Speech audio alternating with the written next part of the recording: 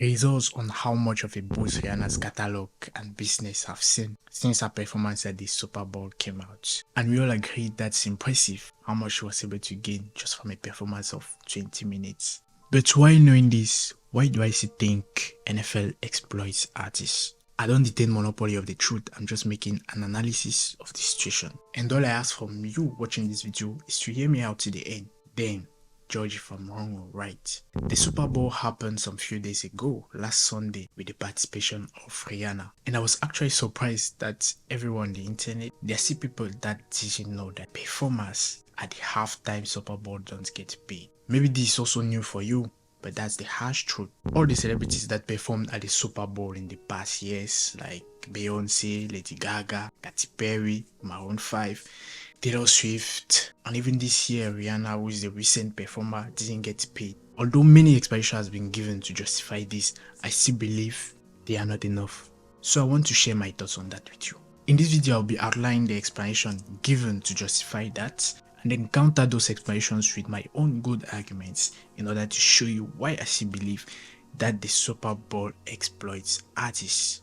The main goal here is not essentially defending the performers themselves. Whether they are paid or not, I'm still sure they can still have 3 meals a day, and like that for the next 5 days. The goal of this video is to denounce this system that exploits and limits the evolution of artists and performers as a whole, especially for those who work hard but are not always rewarded for their efforts.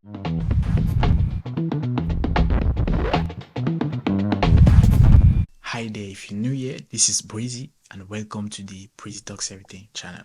So as you certainly know already, the Super Bowl is one of the biggest sporting events in the US, if not in the world. With sometimes hundreds of viewers worldwide, people travel from all around the world just to watch it. And others so busy or broke as I am, we can't afford it, we watch on our screens. You're also probably aware that during halftime of this big game, there's usually a performer or an artist, usually from the music industry, that comes out and performs on the big stage. The performance of this artist is what makes this event not only big but also memorable for millions of people.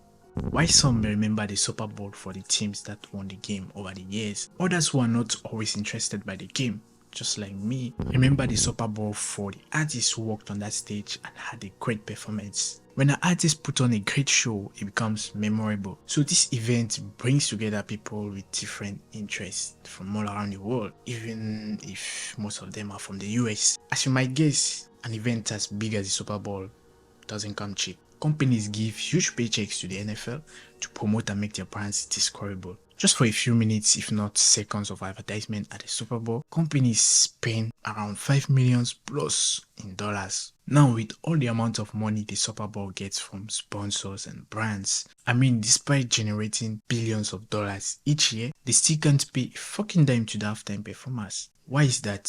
For me, what I've seen as justification for this doesn't still seem right. Or maybe I'm dumb. Before you go on and say I'm dumb, let me explain myself, because it actually doesn't seem right for me. So maybe I'm right, maybe I'm wrong.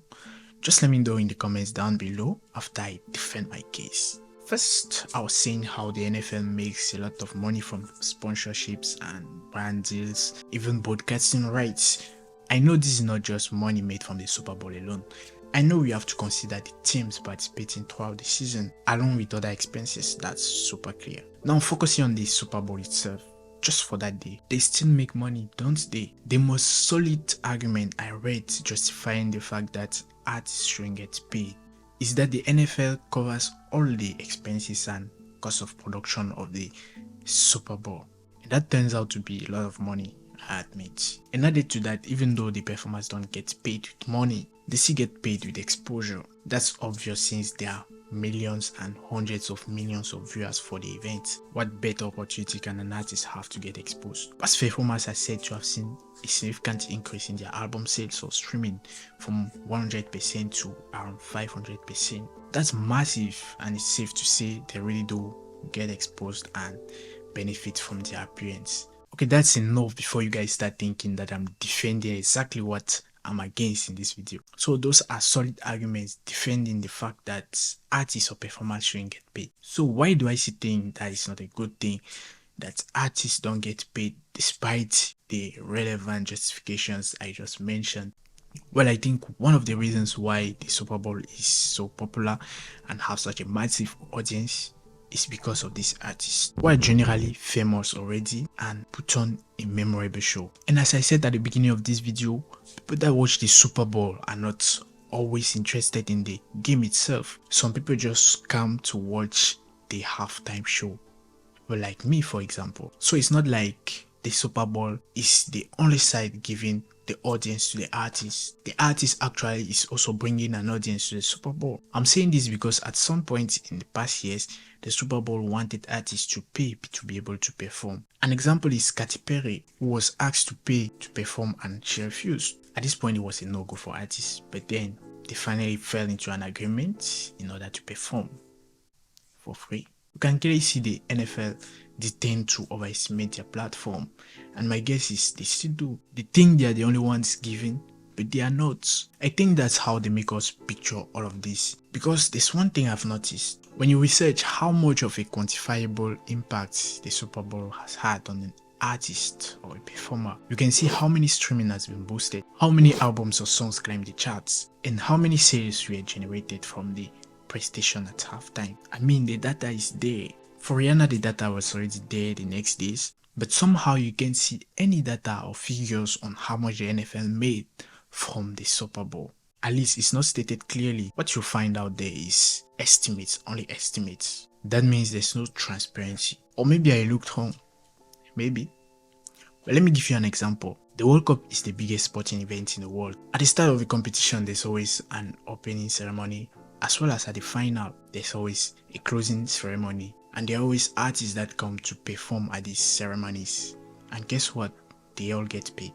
Davido, one of the most popular African musicians who was performing at the last World Cup in Qatar, got paid $1 million for his performance. Now, why can Davido get paid and Rihanna can't? You can't tell me Davido isn't reaching a wider audience than the Super Bowl. The World Cup final has over a billion of viewers worldwide compared to the Super Bowl's 100 or 200 million viewers. So the argument saying that an artist has the advantage of getting exposed during the Super Bowl and that's a reason for them not being paid is totally invalid for me, because in the World Cup ceremony they still take care of the production, taking care of the installation and the production cost, not the musician. If you enjoyed this video up to this level, consider giving a like and subscribe.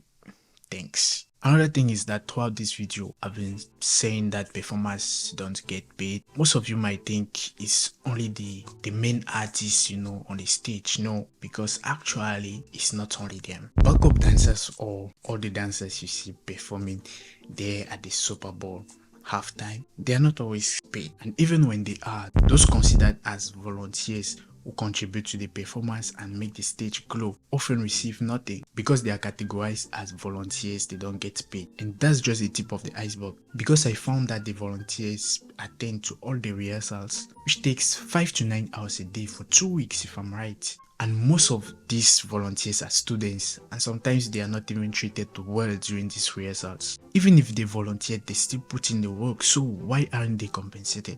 And this time around, you can't tell me the dancers get exposure, because none of the dancers get particularly noticed at the show. The final point I'd like to make is that the NFL way of operating is indirectly limiting, if not cancelling, any opportunity of upcoming artists performing at the Super Bowl. Why do I say indirectly?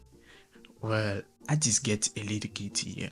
I am well aware that Rihanna, Beyonce, Lady Gaga, Bruno Mars, all these artists that have already performed at the Super Bowl, all they need is exposure.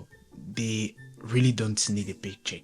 Exposure is enough for them. All of them can probably take care of their family for this generation and the next without having to work. Many of the performers at the Super Bowl are already superstars. They've already achieved something. For them, it's an honor to have a halftime show. And even us, we perceive it as an honor for an artist that we admire to have a halftime show. To be able to be there on that stage just adds something to their achievements. It stays in people's memory and in history. So this video is not me caring too much about them or worrying if they're going to be able to eat tomorrow or not. The problem arises because of the system, famous artists accept to perform for free. because they don't need to get paid. And on the other hand, the NFL overestimates its platform. This system completely prevents upcoming or talented artists from ever being discovered on the main stage as the OGs are. In my opinion, every artist should be able to get that chance. I feel like I might be stretching this a bit too much, but I hope you really get my point. You can clearly see from all what I said that the NFL is the big winner in all of this. And for me, this is not hype. This is clearly exploitation. Of course, artists can choose to not agree, since it's the big stage to make history and they don't even need to get paid. Michael Jackson is one of the only artists, if not the only, who got paid for his performance in 1993. This means it's very possible for artists to get paid today even more than before. Now tell me, do you agree with me or not? Anyway, I want to know your thoughts on this matter. I'll be gladly reading the comments to see what you have to say. Thanks for watching. If you enjoyed this video, drop a like down below and consider subscribing if you expect. See you in my next video next week. As always, take care. Peace.